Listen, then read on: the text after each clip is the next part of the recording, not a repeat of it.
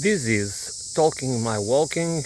I am Rodrigo Ribeiro, and today I'm going to talk about economics of sufficiency is economics of justice.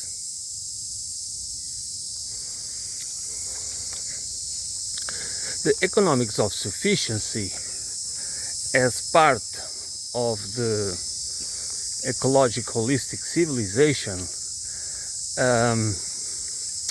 is an economy, is a political economy, is a social and ecological political economy, which means that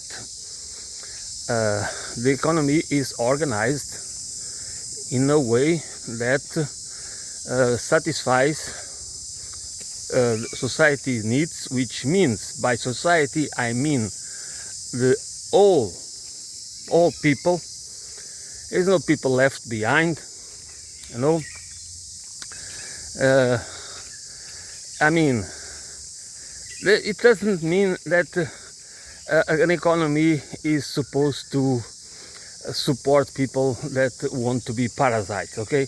That's not about that. We can have an economy of sufficiency, an economy of justice, and nevertheless, it's not an economy or of parasites. What we have now, that is so many times defended as if it is an economy of meritocracy. A meritocracy, which is a capitalist economy, is supposedly a meritocracy, which is a blatant lie. And again, I do not say that not many people have merit. Of course there are, but the system itself doesn't promote merit, promotes monopoly, promotes cheating, promotes rigging. That's what it does. So an economy of sufficiency is an economy that respects human life, human beings, and the rest of the community of life. You know, oceans, rivers, trees, animals, everything is alive. Everything needs to be respected. Because when we see everything, and this everybody knows this, I'm not trying to say this, I'm stating the obvious. Everybody understands that by commodifying everything and making everything basically as something to profit about, or to profit for, we end up objectifying everything. Everything is an object for the maximization of profit, for wealth accumulation, for control, for power. That's what capitalism is about. Capitalism is not about providing for anybody. It's for maximization of profit and accumulation of wealth. Because it's a hierarchical system, it is set up legally, it uses the code of law, it is supported by law. That's why it always needs the state, it needs to control the state. That's why we do not live in democracy, we live in a law oligarchy, because we are controlled by the wealthy. So this is nothing. I mean, why do they want us to have faith, blind faith, on technology? Because it's to divert us. It's that we do not focus in where is the roots of the problems. We just live in the denialism that the core of the problem is this system that transforms us in consumers, in mindless consumers, that we just follow people that do not represent anything. They just represent hollow. They are hollow, totally hollow. But nevertheless, just because they are successful according to the meritocratic principles, you know, they are famous. What have they done for humanity? Most of them. What do they know? What kind of ideas do they have? What kind of principles and values do they defend? Nevertheless, they are supposed to be to be used, to be followed as role models or role models by us, by all of us.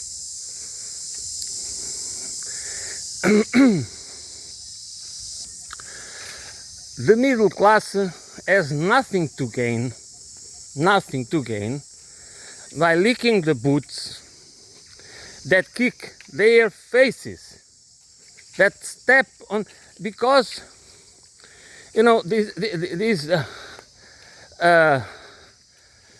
of the great successes is of capitalism is the propaganda, is the public relations machinery, because it's they have the means, they control the mediums, they have the means, they control the mediums, and they have and they can pay for human resources. They can have the best, what the cognitive sciences and linguistics and cognitive linguistics and psychology, sociology, and all the sciences that can can help to understand human behavior, to condition human behavior, and to for perception management, to manufacture consent. That's what it's all about. That's why when people not understand that by watching movies, by consuming mainstream media, by being surrounded, because we are surrounded, especially in the, but not only in the cities, but especially in the cities, we are 24/7 immersed in that kind of propaganda that shapes our perception, that shapes who we are, that really colonizes our mind, that is the origin of our identity, social and cultural identity, as we perceive that we perceive the world that way. We do not have agency. That's what it's ridiculous about capitalism. Most of us do not have any agency, but we are supposed to imagine ourselves as free beings, as free human beings. Just because if you have money in your banking account, or you can also go into debt, which is even worse. You can go to the supermarket, or you can buy whatever you want. You can just, you can even destroy yourself, destroy your freedoms, your true freedoms to live, to have time for yourself, in order to buy stuff that you don't need with the money you don't have, to impress people you don't like. This, I love this quote. It's just, it's just incredible. So people, poor people, working class, middle class, we should all understand that we would be much more. Hey fellow. Okay, Sheen. Okay, Sheen. Okay. Okay, so this is the corner, and you can see the. All right. So we even the ones that belong to the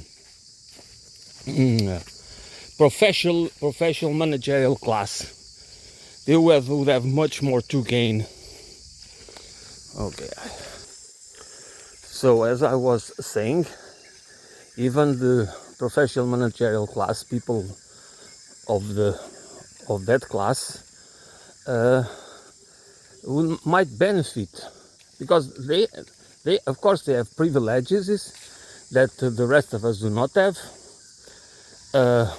but and that's how it is supposed to, the pyramid scheme, the hierarchic pyramid scheme is supposed to work like that, in order to, so you need to have a reward system in order to make people work for the wealthy, for the ones that are to serve the ones that are on higher position, to serve them, and in some cases to fear them, to fear their power. But the fact is, the economics of justice, or economics of sufficiency, I mean, some people can use whatever words they want, like circular economy, dog nut economy, degrowth, which is not about the economy, it's more about the philosophy. We can talk about some other solutions. In my perspective, what we really need to understand is that we need economic of sufficiency, and which is economics of justice. Sufficiency means, at least in my view, that everybody, first and foremost, society and the economy, the purpose of the economy is to provide sufficient goods and services for a dignified life to every single citizen. And and the citizen, of course, has to be productive for society in some way, according to rules that are need to be to have a form of implementing them without using the coercive system that we have now, which is austerity and manufacture scarcity. That is artificial forms, political measures that use unnecessary suffering in order to make people comply with a reality that otherwise many people would not comply with it. Not because they don't want to collaborate, they don't understand the need to cooperate with society. There are always people that they would might, but there is always solution for even for those that don't want.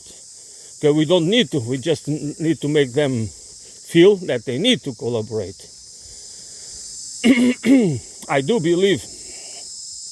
I actually believe that there shouldn't be. It's not about believing that should not be free lunches, because I believe in free services, and that we should not commodify everything, and we should not have so that the idea of access free stuff or free services is actually a good idea, but it has to be with rules. It has to be following values, and those values needed to be implemented in some form. So we need to find out a way to implement them without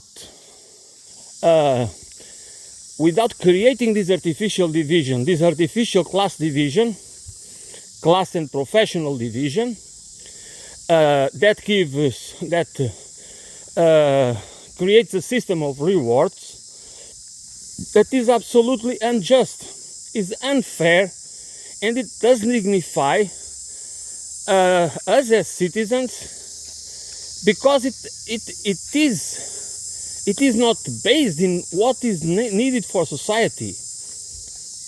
you have the rentier class, you know, the people associated with the fire sector, okay? It means finance, insurance and real estate. I'm talking about speculation. So these people, not only the big guys, the big wigs, but also many people from the middle class that profits, that it takes part of this rentier capitalism, this financial capitalism, and that is totally unproductive. I have to say and repeat this because we need to understand this. We should not get this. We will never know what kind of enemy we are. What is at stake.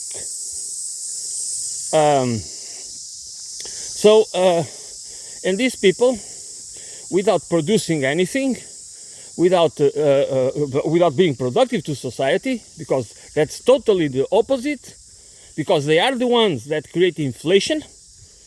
They are the ones because any speculative activity increases the prices. So they ruin the real economy, the economy that produces, you know, they make everybody else, farmers, small merchants, small enterprises, and everybody else go bankrupt, or at least live constantly in difficulties without the need for that, because they do not produce. These people live exactly on rents that of money, of wealth that should be distributed from to all the people that produce something, from workers, small owners, small businesses, you know, farmers and everybody else that should have better lives, that should not feel always the anguish of not knowing where to find the money to pay their bills, you know, and taxes, while these people do not even pay any taxes, because that is all they control. And they control the law, controlling power. Capital as power is also about controlling the law, using the law, codifying into law what defends their private wealth. It doesn't matter where it comes from. And what I was trying to say, and I'm going to say it again, is that, or at least to make it more clear, it's that for us all, especially the poor, the working class, blue collar, white collar, whatever,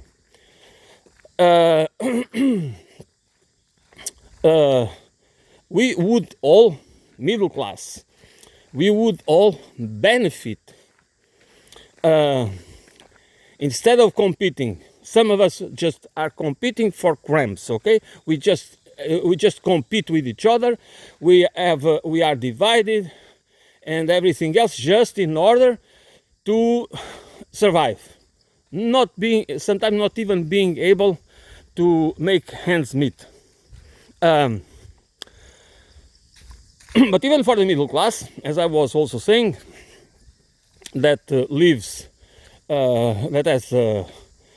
in nice neighborhoods, or it has better, you know, it doesn't, he has enough, he has nice lives, nice professions and everything else. But even those, they are being attacked. Everybody knows that the middle class is shrinking in Western countries, and of course they tell us because and by the way, it is not even worse, because we have been we have been able to buy cheap stuff that is made in China. That's why it has given us the a fake sensation of having more of, not because our economies are being more productive, but because we were importing cheap stuff from other countries, especially China, but not only China, of course. So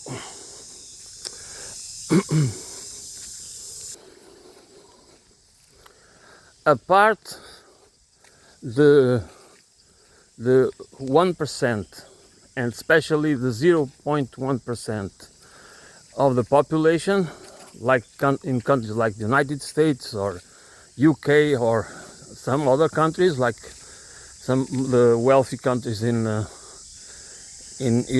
wealthy European countries, the rest of the population would benefit with with an economy, with economics of justice or economics of sufficiency. Because all the countries that still have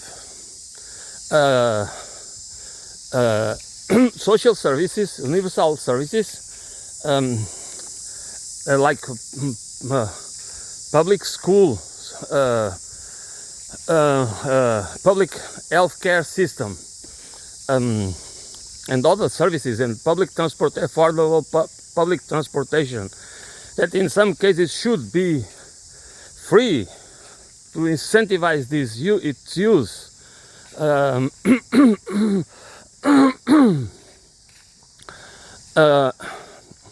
And other benefits like childcare, parental leave, all the benefits that come from the so-called social state, welfare state. I think people understand that it is an important part that allows them to feel safer. That's about safety. This is real safety. Makes people, even they do not have much money, but they have access to those services, which are an important source of social safety. It's a social net, because we don't have communities. We cannot rely on communities because we live in societies that are not exactly communities. We are family-based societies, not community-based societies. Therefore, we are focused in taking care of our families, which is normal. It's nothing wrong with that. It should be different. I believe that we should not even have inheritance rights as we have, but that's another story. So anyways, that would be also good for us. We don't understand it like that, but that would be good for us. That we, instead of being focused in our little things that we value so much because we own them. That is a stupid concept of living by it, like a religion. But that's how we live. That we have a social security, that we have the right for a pension.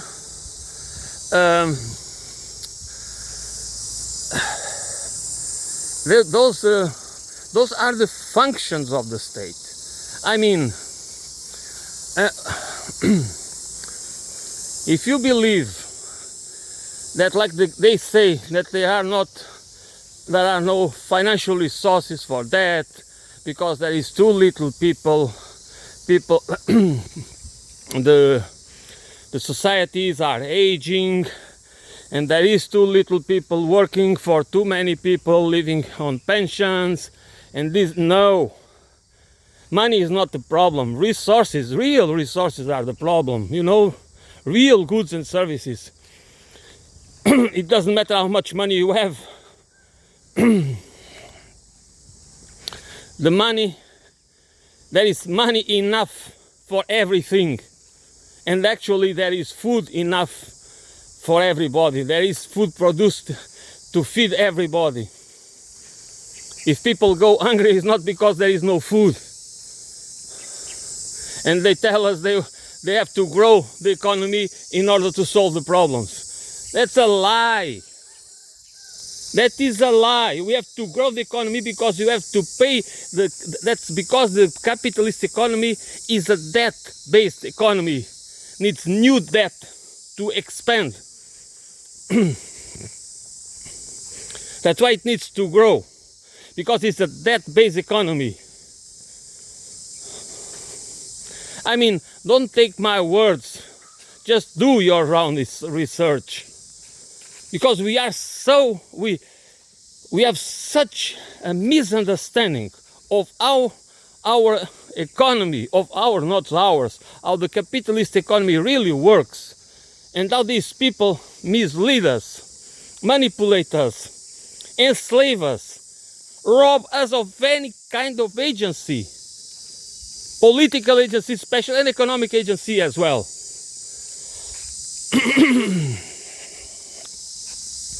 They want to privatize everything.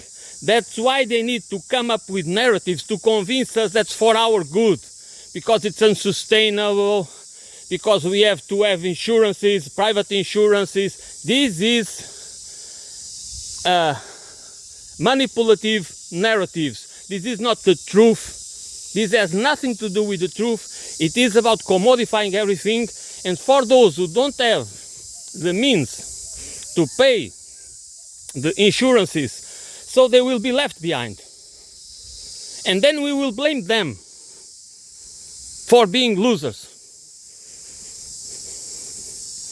While so many people are becoming wealthy out of being parasites, financial parasites.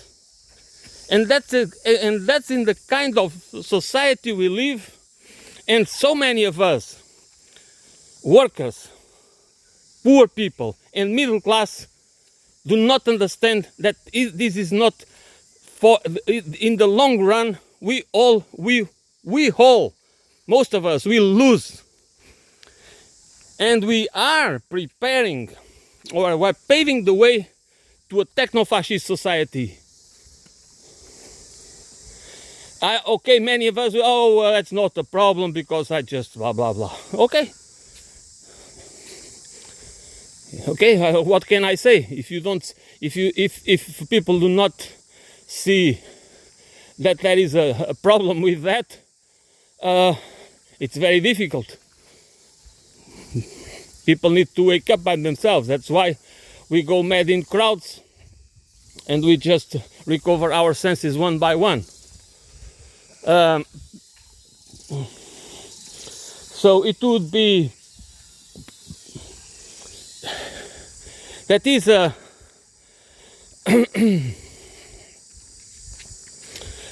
we need a civilization, a post-capitalist, post-imperialist civilization.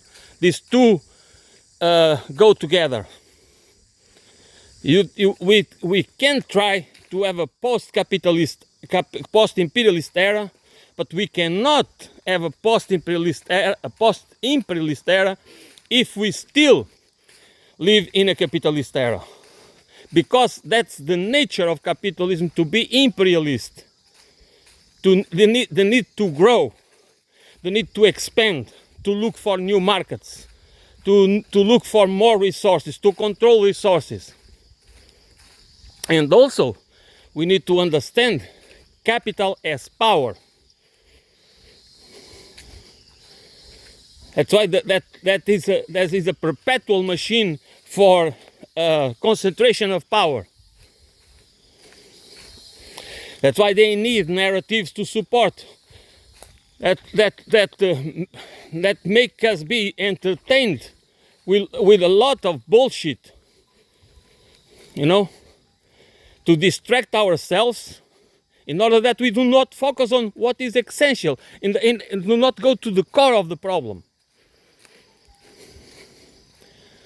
That's why, you know, don't elder the camera, once said that when I give food, it was a bishop, I think it was a bishop, a Brazilian bishop. When I give food to the poor, they call me saint. When I ask why they are poor, they call me communist. You see the point? Do you see the point? It's exactly that. They don't want us to ask the right questions, because again, asking the right questions, it is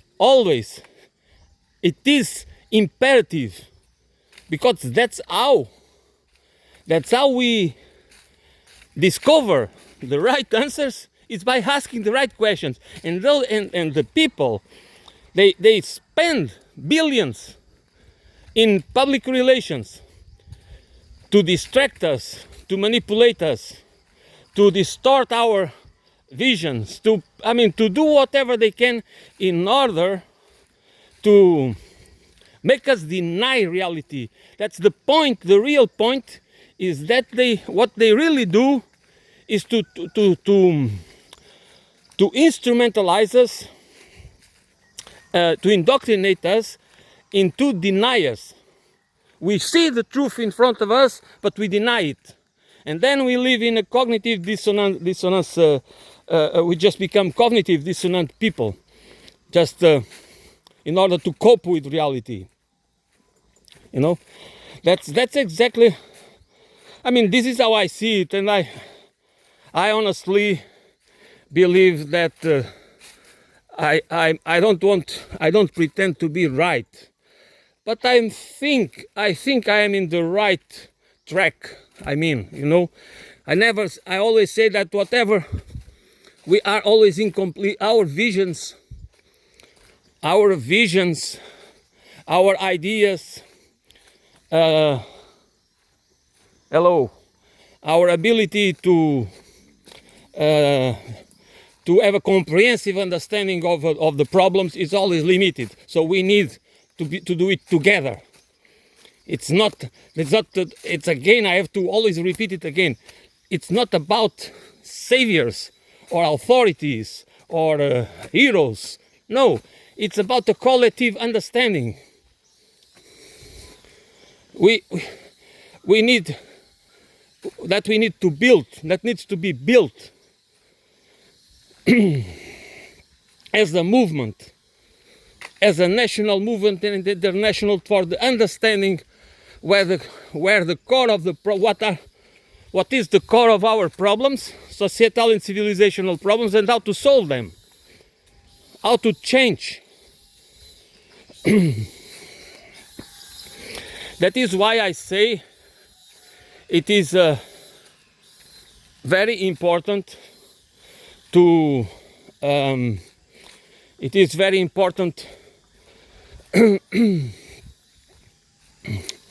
to recognize that we all benefit. As I said, the exception goes for the top, for the 0.1%, or even less than that.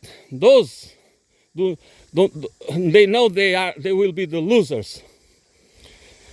But the rest of us, even the professional managerial class, would have much nicer lives, maybe not as many material goods or wealth, okay? But they would have more free time. They could really have more initiative by themselves, instead of working for organizations that demand from them certain, they have to bend in order to be successful. They have sometimes even to deny, to step over their own values to become successful in whatever they are doing, in academia, in the law firm, in wherever, as a congressman or whatever you do, whatever it is your job or your function, you should not you should have the ability to follow your values and not as to bend in order to be rewarded. So, because life, in my opinion, is about having meaningful lives and not about being workaholics, not about being focused only in material stuff, but also not to be deluded about so much stuff that is called spiritual, and it is just pure delusion. It's nothing to do with anything, nothing to do with even the true spirituality, which in my opinion has to be, we need to see it through nature. I mean, not through people that are supposed to be, so to be to be illuminated. They are the ones that we have to follow. No, follow. Because people talk about freedom, but what kind of freedom? What kind of freedom? Freedom is only when you can develop your own being, not about being selfish, but about really fulfilling. Yeah, you can, I think justice, trust, the feeling of belonging, the feeling of truly belonging, not being alienated. Most of us are just living, we are alienated from reality. We just live in some sort of, it's an illusion. While we have to perform tasks, stupid tasks, and jobs that do not have any. It's just to reproduce just the system, keep the system running. That's what it is. It's not for the well-being of anybody. It's just to keep the system running. So we would all benefit tremendously if we would really understand that not like we do many times, like with people, unized people.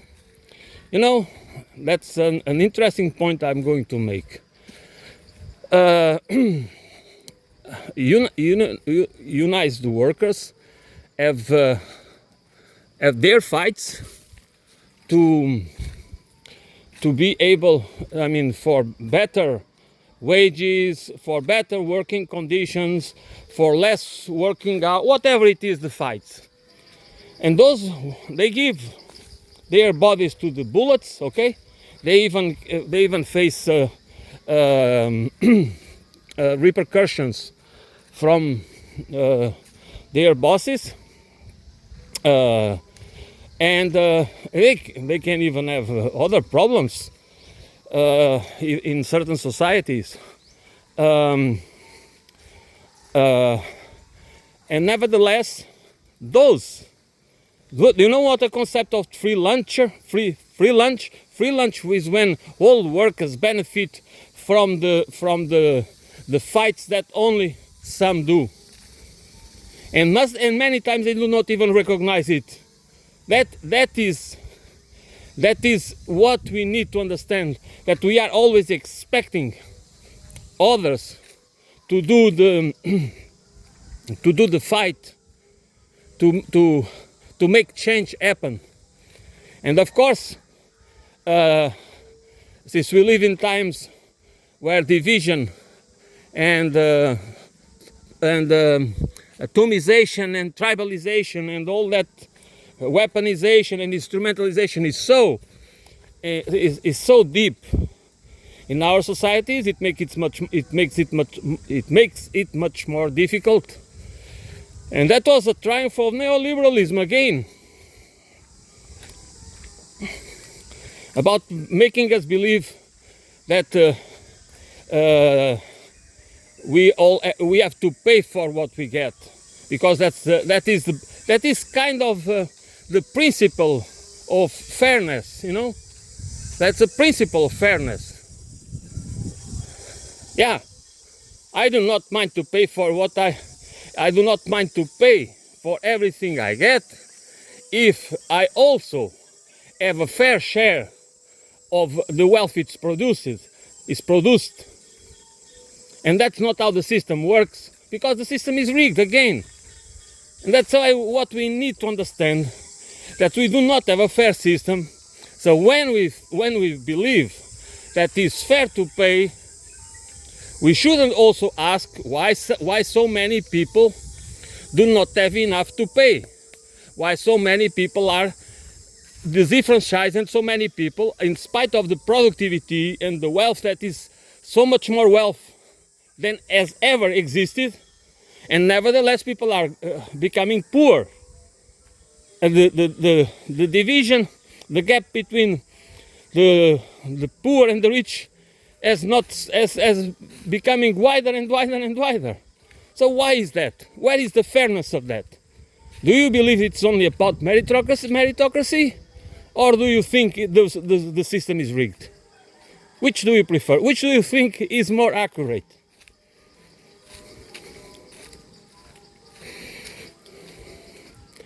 So how do we benefit by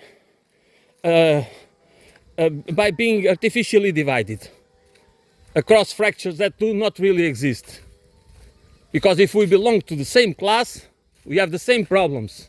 It doesn't matter what do I think about my sex or my gender, of my political correctness, or whatever I think about those individual idiosyncrasies. That should be respected, but that's nothing to do with the real political and economic, the roots of the political and economic. That might be a cultural problem, a social problem, but not a political and economic problem where lies the roots of the rest of the problems.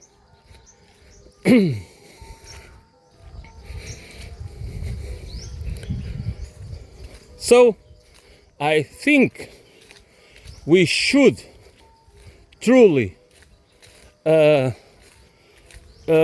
to understand that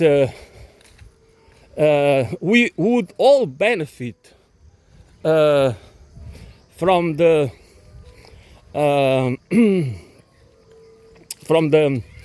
political economy, which of sufficiency and economics of sufficiency or economics of justice as a social and ecological political economy for ecological holistic civilization. This is what I truly believe. This is not this is not, you may, this is an utopia. Yeah, it is utopia because we do not give the time, the thought, the discussion about it. That's the problem. The problem lies there, that we do not involve ourselves in discussing it. That's the true problem. That's that. I am in the corner. Oh, another corner. This one. It's where I will stop and go back. We can talk endlessly about wars, about about lots of things, lots of problems that are real problems and that are ugly, and they are,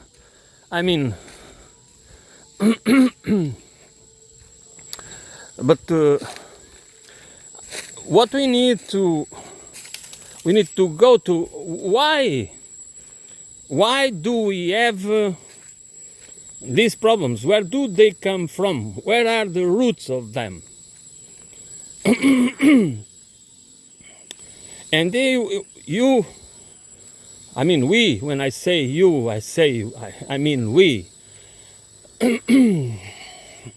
all these problems we see in the world, their roots they will always lead us to capitalism and imperialism.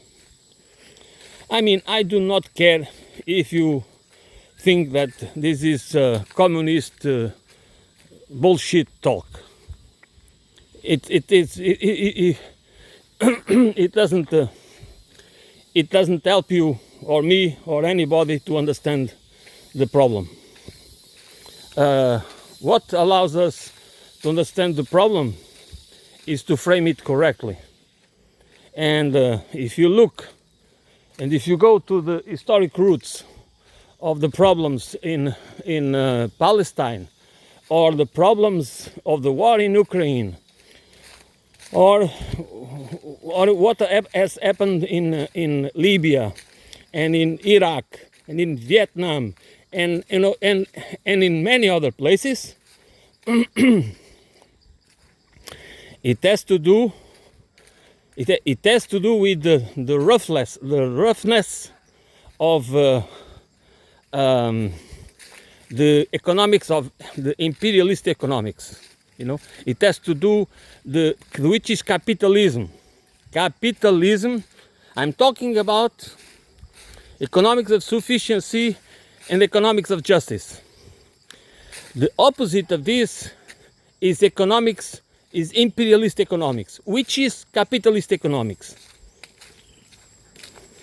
with at least 600 years of history, 5 centuries, over 5 centuries of history.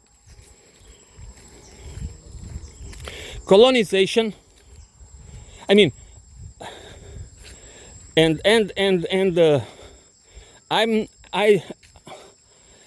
if you believe that the multipolar order, is going to solve the problem, no, it's not going to solve the problem, because if the base of the problem is the paradigm is a political economy model that is in itself imperialistic, which means it needs to expand, it needs to look for more resources, it needs to grow,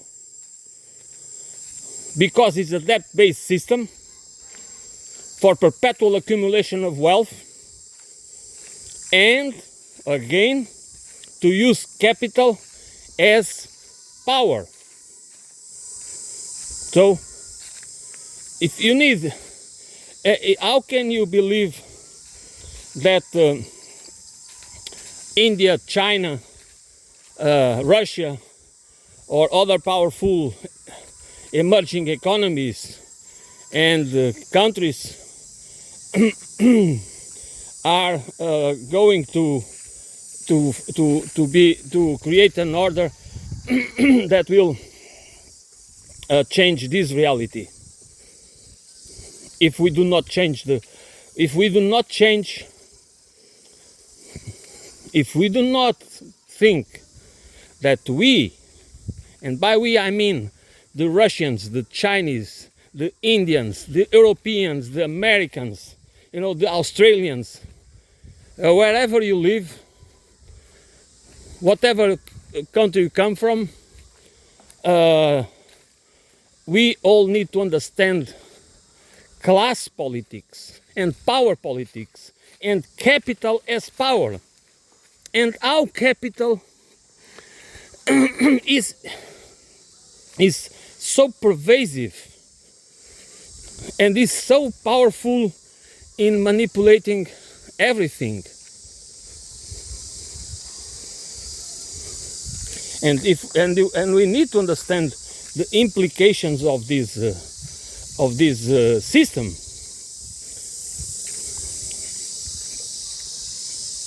You can say, okay, this system is so is successful. No, it's not successful. It could not exist. They blame the state for everything, and they could not exist without the state. If there was not a state, we have a system that is a legislative system, executive system, and judicial system. They need the capitalist class. Doesn't matter if they are tech oligarchs, plutocrats, old-fashioned plutocrats, or whatever kind of wealthy people, or groups, or corporations. They all need these three branches to control these three branches of that are the base of the state, in order to coerce us and coerce the world to obey by their rules. Sorry. So they are, that's why we call them the rulers. Them. Okay? And this is we need to understand that we need to take the state, we need to control the state, because the state exists. The function of the state is to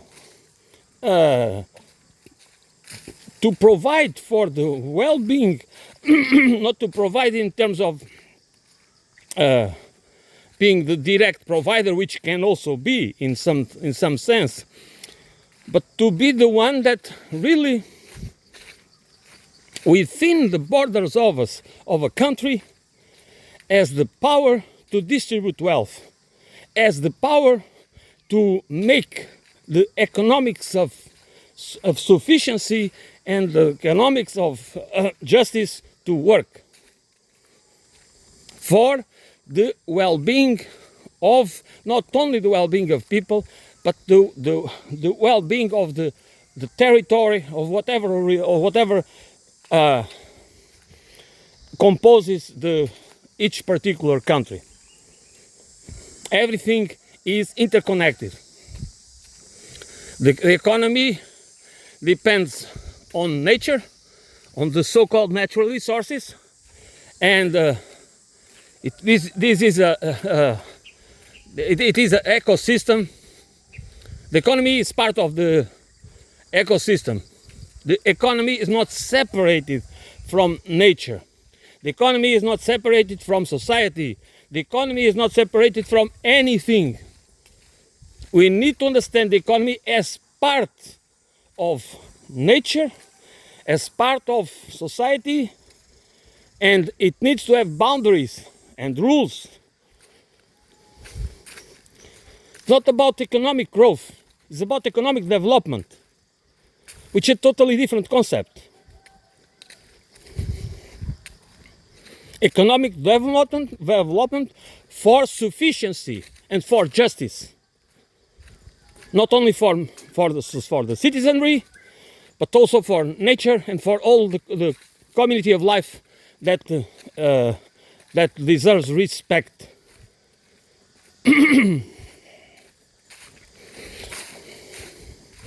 So the peoples of the world, however different they are, culturally, differences, ideological differences, cultural differences, traditions, religions, this and that. We are a common humanity. That is something I think everybody understands. That what we need everywhere is basically the same. We need shelter. We need to feel safe. And again, I'm going to re-emphasize it. One of the ways to make us safe, to make us feel safe, I'm sorry, and be And not living in complete uncertainty is the universal basic services. It's the role of state. That's the role of the state. That we should not live. That is one uncertainty. And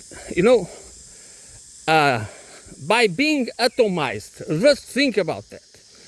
We are being atomized, and at the same time, we are being. We live our lives. There is a certainty everywhere. So we.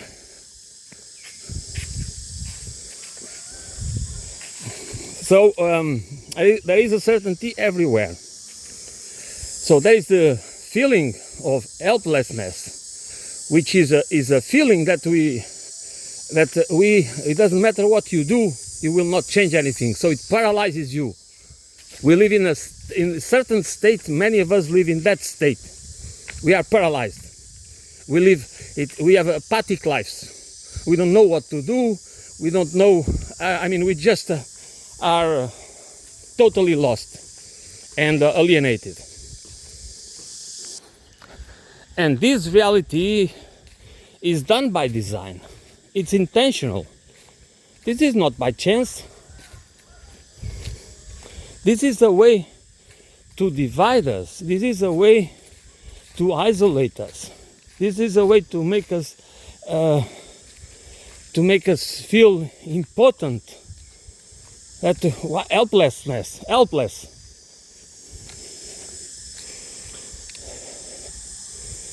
And if we do not, and the only way to counter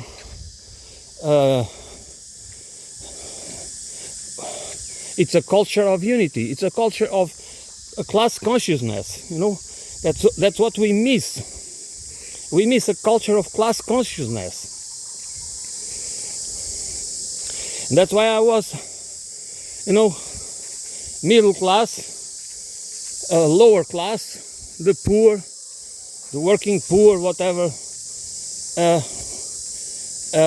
In spite of all our differences, and they can be huge, of course, there are a lot of cultural differences, social, economic, different backgrounds, different walks of life, and so on and so forth. But nevertheless, we are part of a larger group which is being negatively affected by these policies that have been implemented by neoliberalism, which means financial capitalism. Because neoliberalism is financial capitalism in whatever form, and it just took. It just ran completely wild, and that's why we have, in 2008, 40% of the dollars were held by central banks around the world. Okay, those now it is, I think it's 16 or 18%. All those trillions of dollars now are in the hands of private equity firms and the like, and they use leverage in order to control land, natural resources, the housing market, also real estate, and industries everywhere. So that transference So the privatization of the state, and the central banks are representing to a certain extent, they should represent to a certain extent the power of the state, because they should. They replace it, the the national treasury. So they should defend national interests, and what they've been doing. They have been transferring more power, more capital, and capital as power to the hands of private corporations and firms. So the privatization of the state, that's not because of the state is now less important or smaller. No, the state has been privatized. Every time that more wealth, more public assets, more public monopolies become part of the private sector, are privatized, the ones that lose are us, and that's why and it's not only the poor, it's the middle class and all the rest below them in terms of class classification. So and that's why if you are middle class or even part of the professional managerial class, it would be interesting that you would think about this, because in the future you also can be part of the useless class. Not only the destitute, part of the disposable class. All right? So that's why, if you think you are different, if you think you or your progeny will not be affected by these measures, by these techno-fascistic, by paving the way to techno-fascism and transhumanism, you don't understand that we are truly living in an era of where most of us, even the ones that believe they are somehow protected and shielded against the fate of the poor, actually they are not. Because the people that you serve, the 0.1% that you are serving right now, they do not care about you either. They use you, and then when they do, if they don't need you, they do not care. The moment they can replace you by something else or someone else, they do not care about you. They just care to the point that they can use people.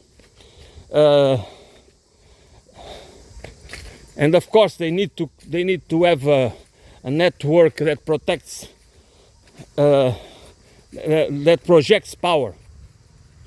They need a hierarchy, but also a network to project power. By class unity, I mean citizenry unity. If you don't like the word class, or if you have problems with the word class, replace class by citizenry unity. Because that's the only tool we have. It's the only tool we have. We do not have. We have been totally disempowered. Yeah, you have a surveillance society. We will have CBDCs whether we want or not, because that's an international trend. That's not about any globalist cabal. This is just a trend. Of course, for the government is important.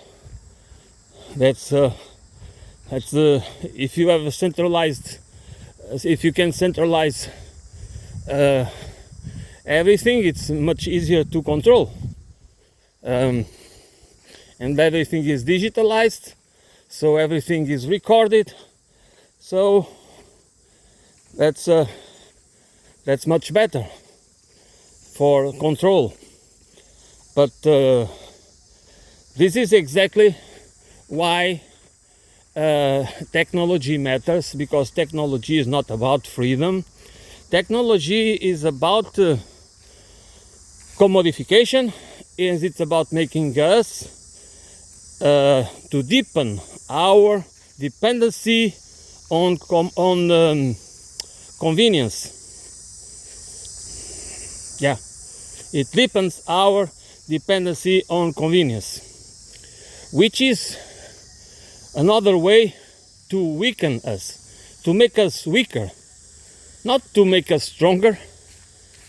So technology and technofixism is not is never neutral.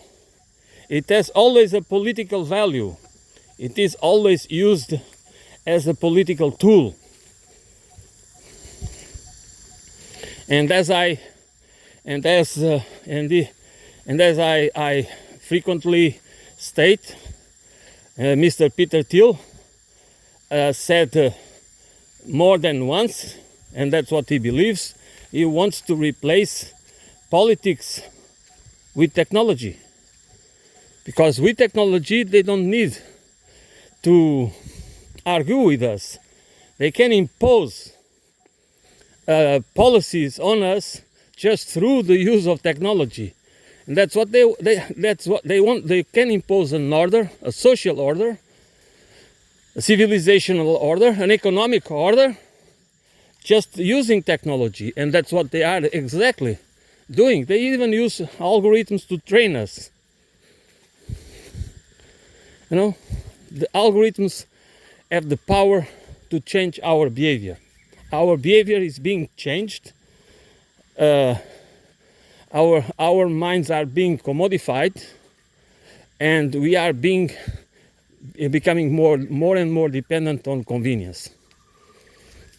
That doesn't make us free. That gives us the illusion of freedom through convenience, but it makes us weaker. So class unity or citizenry unity is the only tool available for us to fight back, and not only to fight back, but to fight for a new civilization, because we need to get rid of this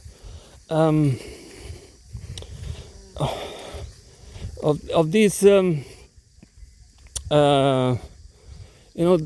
paradigm, this imperialistic civilizational paradigm is obsolete. We need to get rid of it, because otherwise it will be the demise of humanity. That's this synergy.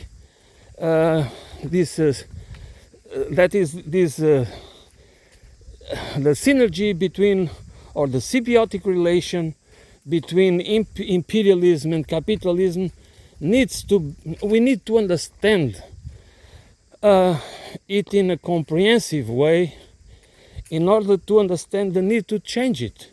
This is not about just being anti-capitalist because you have to be. No, It's the need to understand where does the roots of the problems lie, where they come from, historically, but also in the current process that we are witnessing a change in geopolitics, geoeconomics. But what I see happening is not enough to change the paradigm. And I understand that the only way to have a real change, a real paradigm change, it's from the bottom. It has to come from us developing the consciousness of what kind of society should be the future, what kind of society and civilization we should be building actively, not just by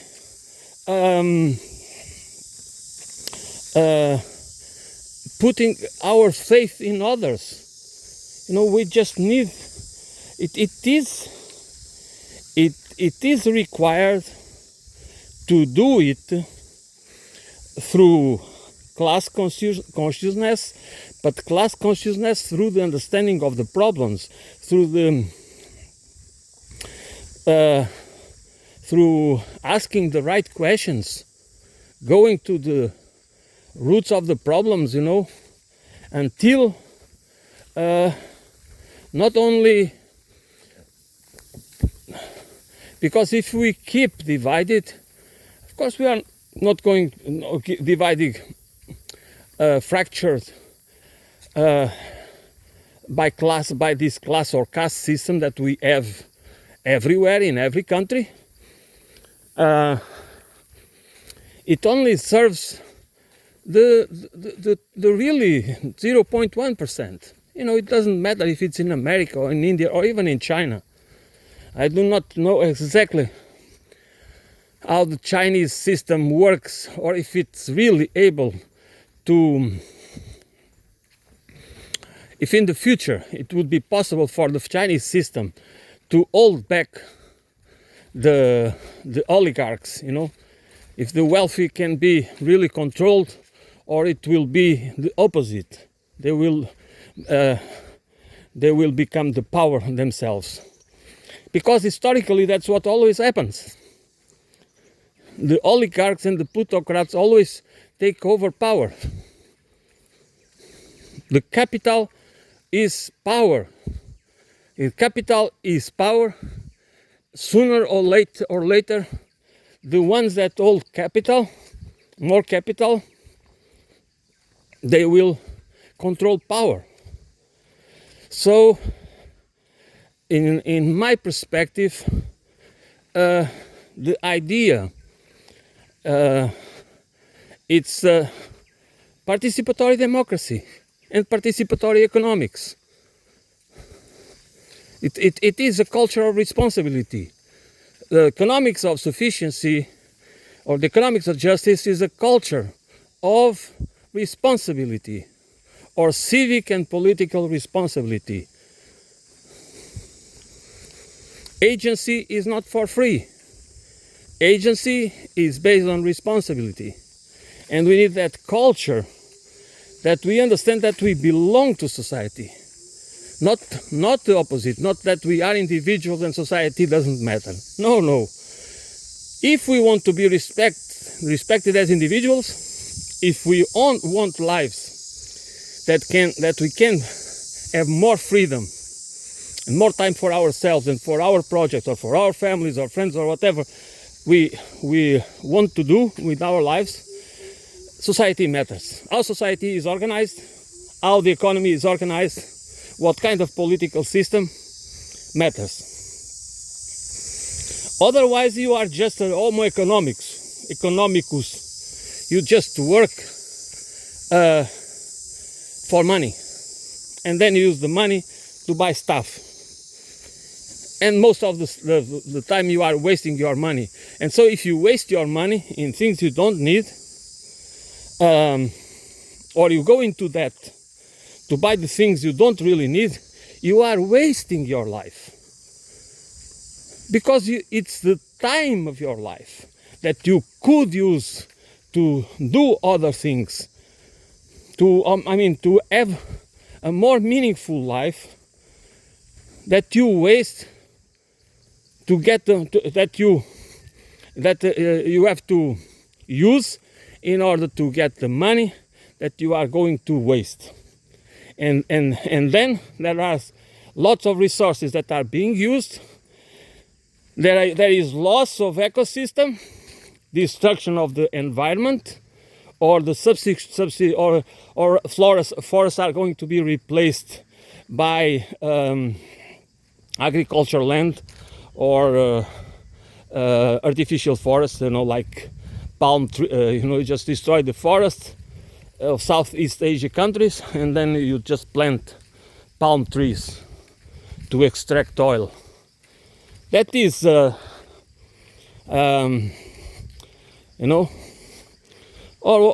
it doesn't matter, or just for land for cattle, or whatever it is. So it is important, in my perspective, if we want to, if we want to have personal freedom, individual freedom, we need to have a society that truly respects individual freedoms, not private property rights, okay? Because the private property rights are codified into law in order to always benefit the ones that really have immense amounts of wealth and control a lot of private property and capital in whatever form. Because again, the concept of free markets doesn't exist. Markets will always be rigged. Markets will always need rules. Markets will always need to have governmental, that needs the government and the state to regulate them, to make sure we use a currency that needs to be backed by the state, by a sovereign state.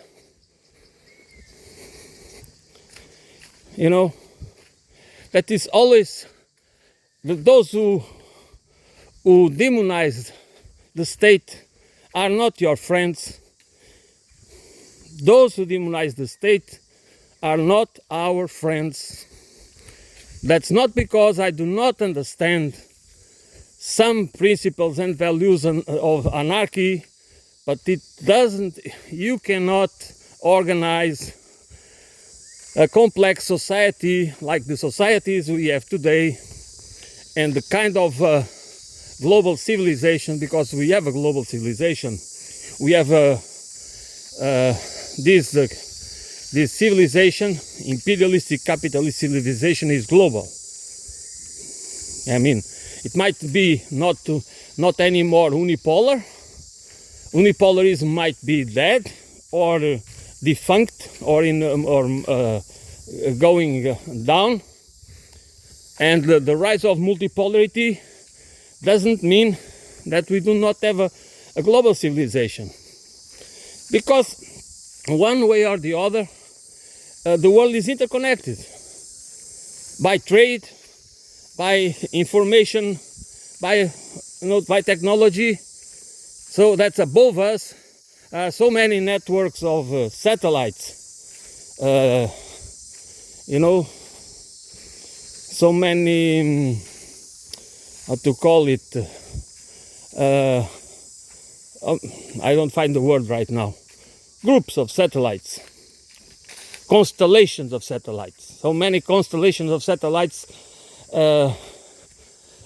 surveying us, doing whatever.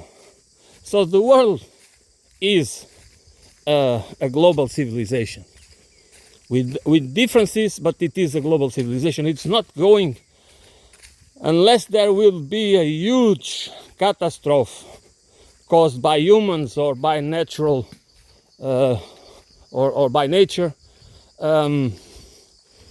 or both, that this civilization is not going to be away. They might be multipolar, they might change, but it's not going to disappear. So against that, unity, class unity, citizenry unity, international institutions and organizations, solidarity, international solidarity. But that's what is required,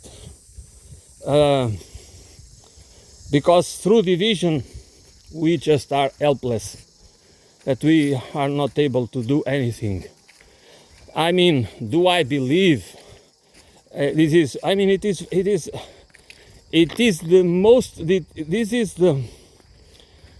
This is as difficult as it can get.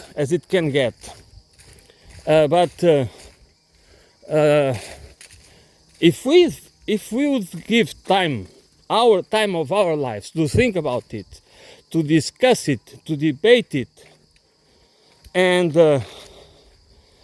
to cultivate, to train us, instead of training algorithms, to train us to that we are part of this collective fate, that is the collective fate of humanity, and we should have agency in designing the reality, have political agency and economic agency, not just to be subjects, because we are this delusion, this freedom, delusional concepts that we do not really have, because we are just, we have to perform tasks, you have to social and professional roles, but we don't have agency to change society, any agency whatsoever. We have people that should represent you, they do not respect you because you trust them by voting, and then they just do not care and do whatever they want to do after being elected. This is in my opinion, this should be enough to to make us believe that we cannot trust saviors. We cannot, that doesn't matter right or left. It's not about people, it's about power. And if we are disempowered, we don't have power. They know the point? If we do not have power, that's what we are missing. And what is our capital? Unity. We don't have any other capital to use as power. The only power we have is unity. And there is no two. Either we understand it and we go to the roots of the problems, or not. We can delude ourselves with so many things, so there are so many, I know so many ways that people can delude themselves. There are conspiracy theories for every taste. Every day there is new stuff proving this and that, not proving anything, not giving any facts, real facts, but it doesn't matter, because people do not really check it, because it's a fragmented reality. It's exactly the opposite of a holistic, comprehensive process, systemic understanding, complex system understanding, critical thinking, complexity analysis. complex analysis, critical complex analysis, holistic. That's the opposite of fragmented,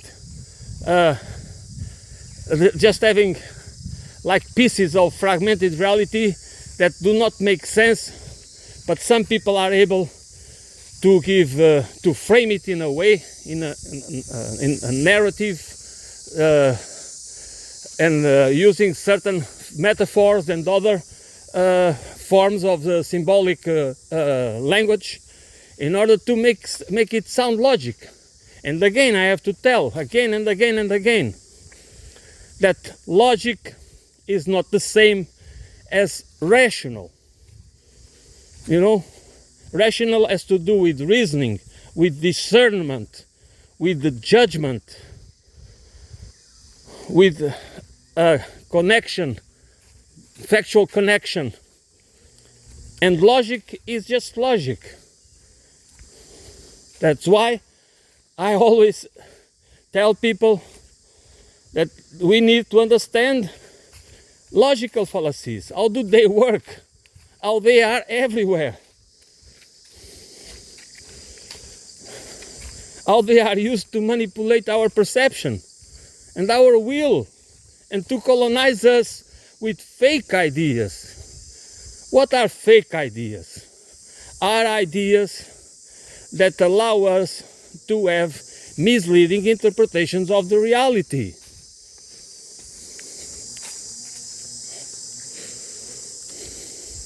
Because most of the communication, most of the information we are exposed to has only one purpose, and that purpose is to manipulate perception, not to help us to understand reality, but to do the opposite. And that's our reality. That's where we live. That's our environment, socio-cultural environment. And that matters a lot. That's not... we are all affected by it.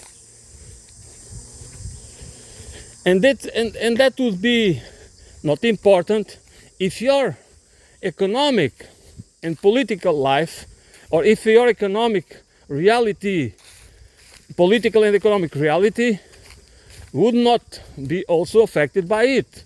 If your social condition, if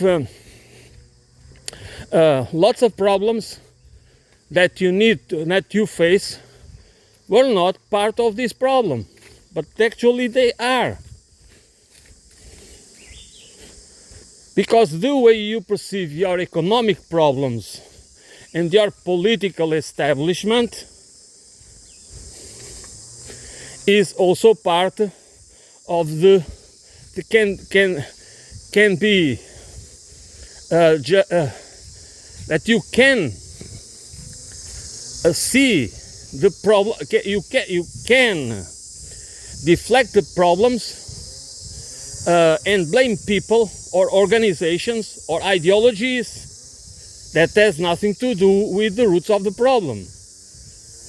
And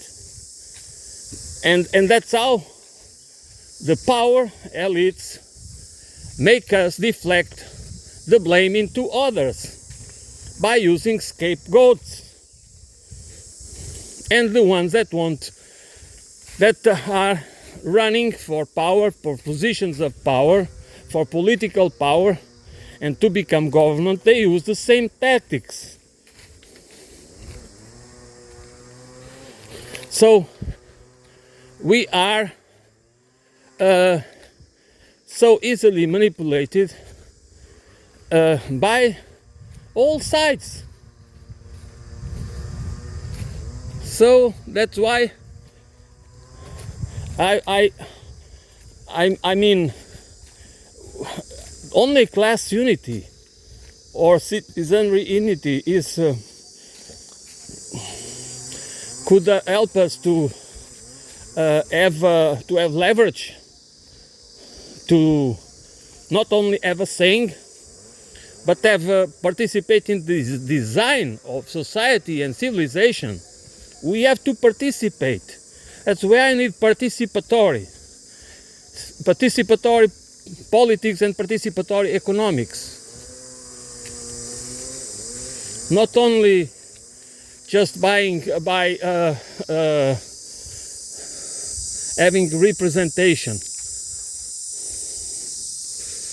The ones that are supposed to represent us, they represent capital as power. That's what they represent. That's why we have been losing ground since at least the 70s. And it has only become worse after the 2008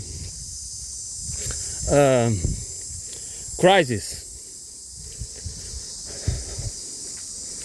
I mean, when I say the 70s, this is true more for the United States of America and maybe for England, but especially after, when the Thatcher-Reagan revolution, it was a revolution, it was the neoliberal, we could say that it was a revolution. It was a revolution.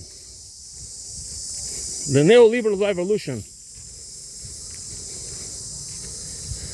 So,